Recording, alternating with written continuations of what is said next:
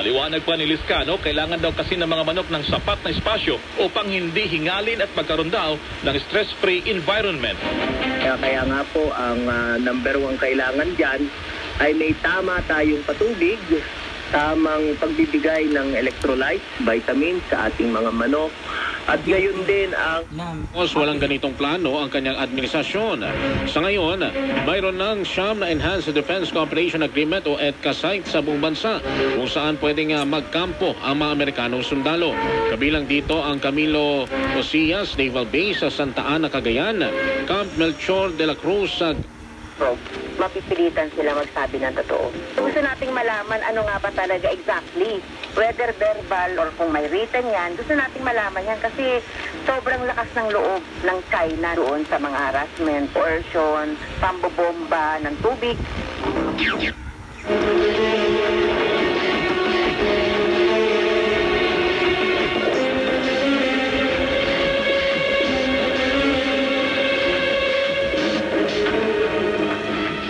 Aba, tanghali na. Hindi pa rin lumalabas ng kwarto niya. DYSE Tacloban, DWRK Quezon Palawan, DWAY Legazpi, DZMR Santiago at 702 DZAS Mega Manila. Unang balita.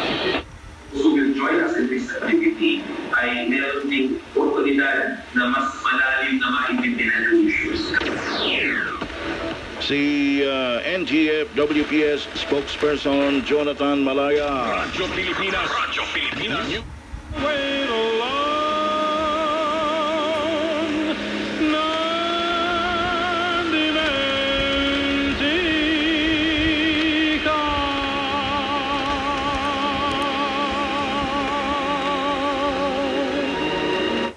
File ng alienation of affection. Pwede po bang mag-file sa PAO office o sa pribadong lawyer ito? Grounds po ba ang fix na palagi silang magkasama? Okay, yung sa PAO po kasi, meron silang indigency test at saka merit test. So, meron silang certain...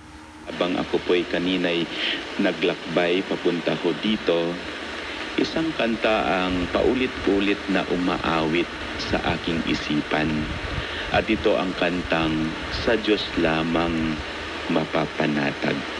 Ika nga sa kantang iyon, Maaari niyang gamitin ng mga probinsya, lungsod at first-class municipalities ang kanilang sariling pondo habang kaya naman ang tumulong ng Department of Budget and Management o DBM sa mga bayan na kulang sa pondo sa pamamagitan ng pag-aproba na magamit ng mga ito ang kanilang local Philippine Ambassador to the United States, Jose Manuel Romualdez, na napakaraming oportunidad ang nagbukas sa ginanap na Trilateral Summit ng makabansang Estados Unidos, Japan at Pilipinas. Ayon kay Romualdez, ang naging usapan sa Trilateral Summit ang magdidikta ngayon sa magiging posisyon ng Pilipinas sa international economic. Ano na pala siya?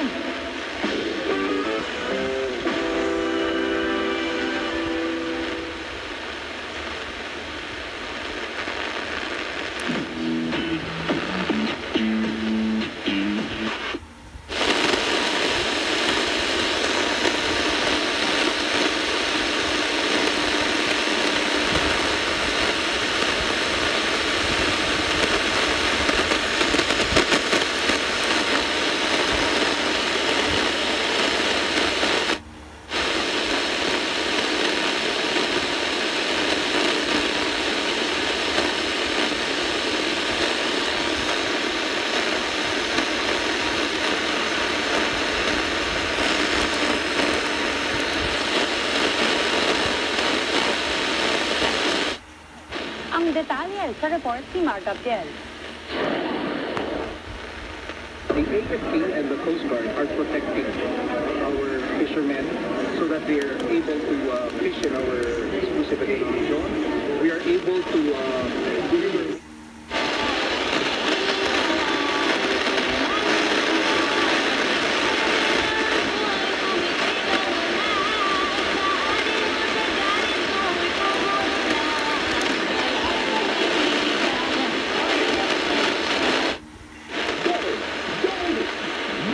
Iniulat naman ang Metropolitan Manila Development Authority na hindi nagkaroon ng pagkaantala sa pampublikong transportasyon ay pinasang tigil pasada ng mga transport groups simula kahapon.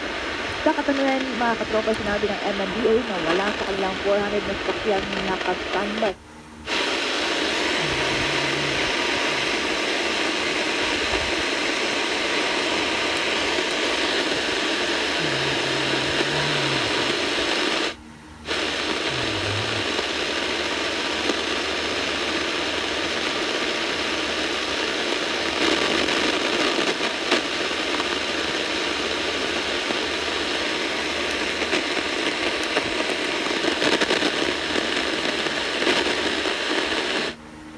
Pinuri ni General Gapas ang pagsisikap ng Malabon City Police Station sa ilalim ng supervisyon ni Police Colonel J.D. Baybayan, Chief of Police, sa kahabaan ng San Chapo Street, Barangay Catmon, Malabon City.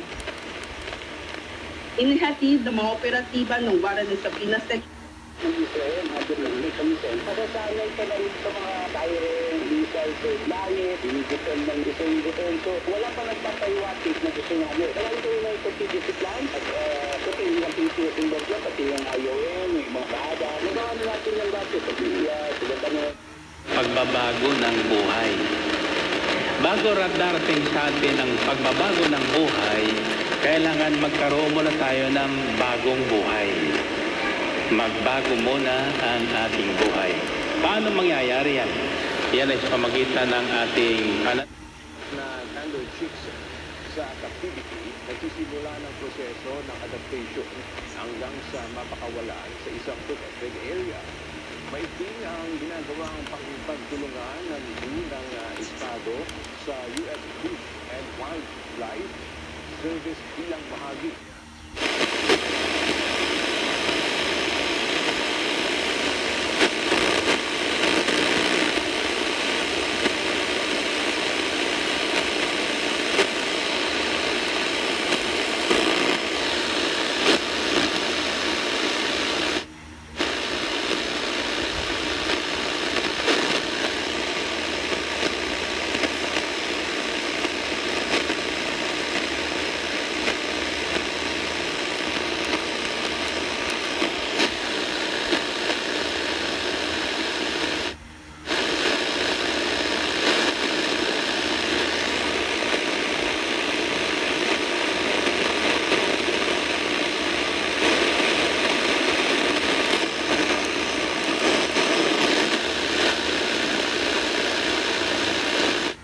Mahigit 13 bilyong pisong halaga ng shabu na nasa kote sa Alitagtag, Batangas.